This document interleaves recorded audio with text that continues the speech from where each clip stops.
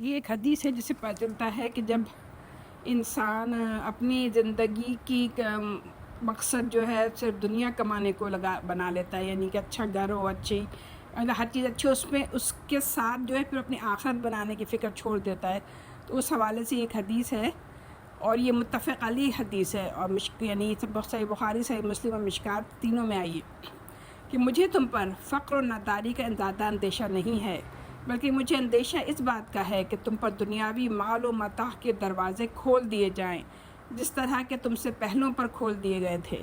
پھر تمہیں دنیا کی اس طرح چاٹ لگ جائے جس طرح کہ تم سے پہلوں کو لگی تھی، نتیجہ یہ نکلے کہ دنیا تمہیں اس طرح تہس نہس کر کے رکھ دے جس طرح اس نے اگلوں کو برباد کیا۔ یعنی اس روایت میں مطلب حدیث میں کہ بہت زیادہ پیسے کی جو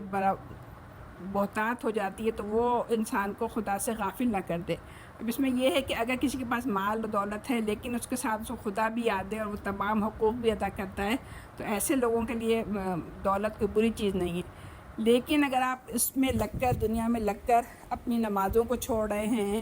آپ کا قرآن کے ساتھ رابطہ بالکل ہی کمزور ہو چکا ہے، تو پھر یہ ایک ظاہر ایک خراب چیز ہو جائے گی۔